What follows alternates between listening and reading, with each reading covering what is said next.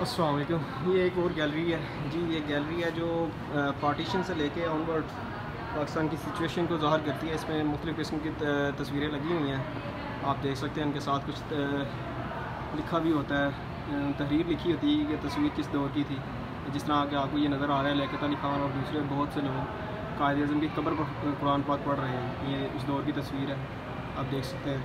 اسی طرح یہ مزار قائد کی تصویر ہے، اس وقت کس طرح کا تھا، یہ جب کنسٹرکشن ہو رہی تھی تو یہ مزار قائد کی تصویر ہے۔ میں نے تو تقریباً اسے دو سے تین بار اپنی آنکھوں سے بھی دیکھا ہوا ہے، تو یہ آئی تھنک اس وقت جو ہے نا یہ پیارا لگ رہا ہے جو اس وقت موجودہ صورت حال ہے۔ اب یہ دیکھیں، یہ فاطمہ جو ہے، محترمہ فاطمہ جو ہے مادر ملت، یہ اپنے بھائی کی قبر پہ فاتحہ خوانی کر رہی ہے۔ یہ اس دور کی جو ماڈرن ایلیٹ تھی، یہ ان میں تصور کرتے ہیں، لیکن دیکھیں پھر بھی انہوں نے کس طرح کے لباس پہنے ہوئے ہیں۔ لباس یہ کہ زیادہ تر خواتین ساڑی میں ہے، کیونکہ ساڑی جو ہے یہ برصغیر کا لباس ہے عورتوں کے لیے۔ یہ مختلف تصویریں عکاسی کرتی ہیں اس دور کی۔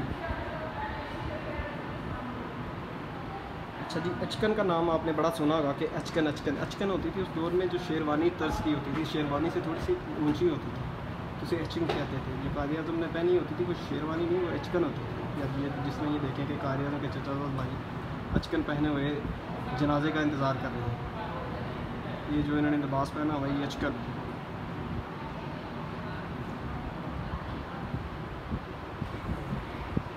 یہ دیکھیں قائد اعظم کے آخری لمحات، جب قائد اعظم کی زندگی کی چند سانسیں باقی رہ گئی تھیں تو آپ کے منہ سے نکلا اللہ پاکستان۔ اس طرح کے الفاظ ہی نکلے تھے لیاقت علی خان کے منہ سے جب انہیں اسیسینیٹ کیا گیا تھا لیاقت پار پنڈی میں، تو جب انہیں گولی ماری گئی تھی تو اس کے بعد ان کے آخری الفاظ یہی تھے کہ یا اللہ پاکستان کی حفاظت فرما۔ یہ دیکھیں آپ، مطلب ہر تصویر کے ساتھ اس کا پس منظر لکھا ہوا کہ یہ تصویر کب بنائی گئی تھی، کس وجہ سے بنائی گئی تھی، اور یہی میں آپ کو دکھا رہا ہوں۔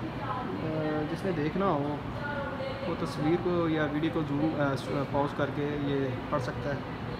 تصویریں جو ان میں سے ضروری تصویریں ہیں ان کے بارے میں آپ کو بتا دوں، جس طرح کی یہ تصویر ہے، مسلم public representatives waiting for the arrival of Quaid Azam legislative assembly, یعنی کہ ٹھیک ہے، پنجاب اسمبلی کے مسلمان ممبر قائد اعظم کی آمد کا انتظار کر رہے ہیں۔ لیجسلیٹو کہتے ہیں کہ قانون ساز اسمبلی کو،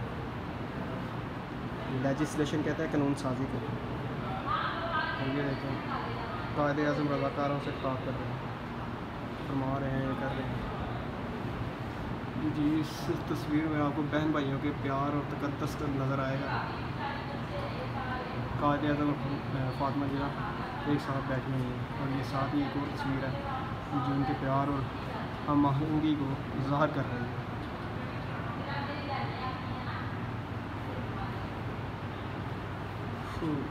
یہ جی وہ ہستیاں ہیں جنہوں نے پاکستان کا تحفہ ہمیں دیا، اور یہ ساتھ ساتھ ہی اب یہ صرف دیواروں پہ ہیں۔ ہم میں سے اکثریت کو تو معلوم ہی نہیں ہوگا کہ یہ تھے کون اور انہوں نے کیا کیا پاکستان کے لیے۔ آج ہم ایسے ہی نہیں پاکستان میں بیٹھے ہوئے، چلو مسئلہ مسائل تو زندگی کا حصہ ہیں، ساتھ ساتھ چلتے ہی رہیں گے، لیکن پھر بھی پاکستان ایک آزاد ملک ان کی وجہ سے بنا۔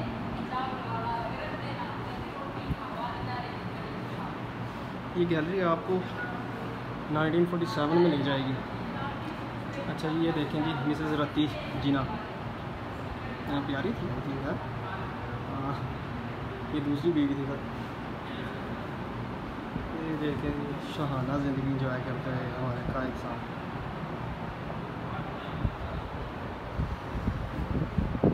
قائد اعظم بھی لینڈ لارڈ تھے اس ملک کے، کوئی عام بندے ہی نہیں تھے۔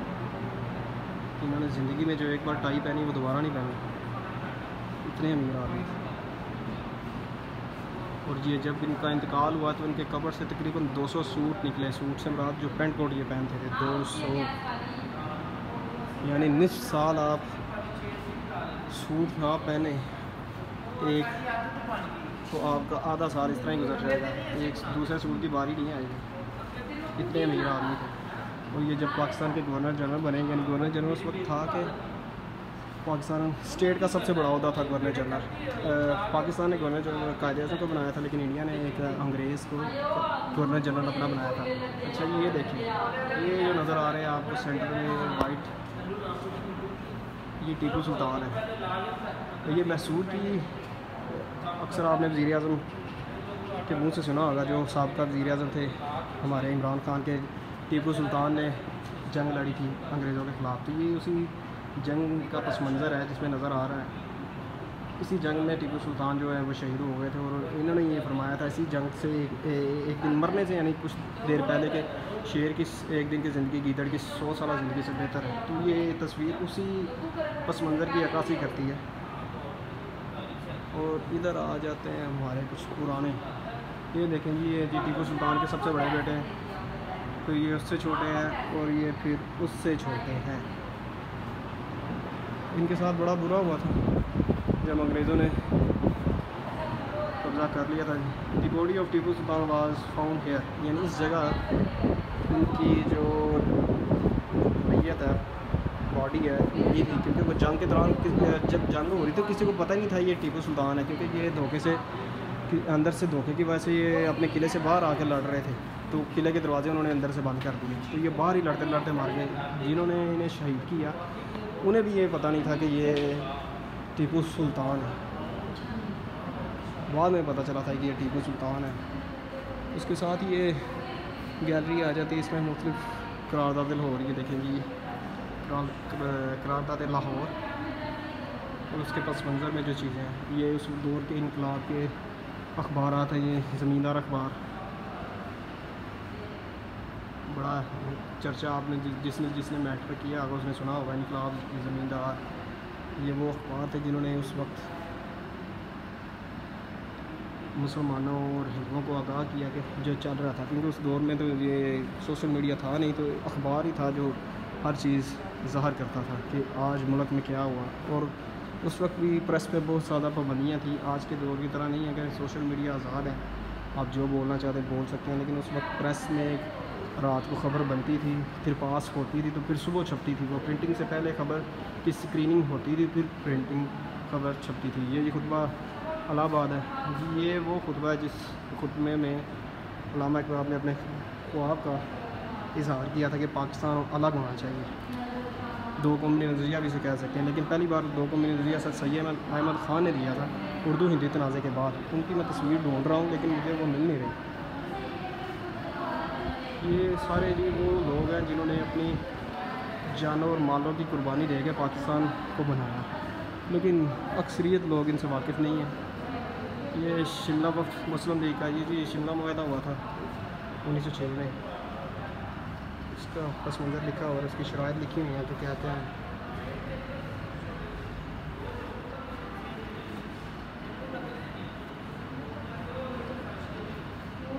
جی آگے جی سر سید احمد خان کا، یہ ایک مرد مجاہد تھے. یہ ایک ایسے مرد مجاہد تھے جنہوں نے مسلمانوں کی حقیقی مدد کی. جنگ آزادی کے بعد 1857 کے بعد جب یہ جنگ آزادی چل رہی تھی تو ہندوؤں فیل ہونے کے بعد ہندوؤں نے جو ساری ذمہ داری ہے نا وہ مسلمانوں پہ ڈال دی کہ جی یہ مسلمان ہی ہیں جو جنہوں نے جنگ کی تو ہم تو آپ کے خیر خواہ ہیں. تو انہوں نے انگریزوں نے مسلمانوں کی زندگی آزاد کر دی، جیرن کر دی. تو پھر یہ بندے تھے جنہوں نے کہا تھا آپ اس طرح کی ایکٹیویٹی سے دور رہیں، آپ تعلیم حاصل کریں. کیونکہ اس وقت جو جتنے بھی سرکاری محکموں پر اعلیٰ عہدے کے آفیسر تھے وہ سارے جو تھے نا وہ ہندو تھے اور ہندوؤں کی اجارہ داری تھی. تو انگریز کا شروع سے ہی ایک دو اصول رہا کہ وہ میرٹ پہ بھرتی کرتے ہیں. مسلمان اتنے تعلیمی یافتہ تھے نہیں، تو سر سید احمد خان نے پھر تلقین کی اور مختلف قسم کے ادارے بنائے جنہوں نے معاشی اور تعلیمی لحاظ میں بہت مدد کی مسلمانوں کی، اور مسلمان بھی تعلیمی یافتہ ہوئے. جی اسی کے ساتھ یہ گیلری ختم ہو جاتی ہے. پھر ملتے ہیں کسی اور گیلری کے ساتھ. اللہ حافظ.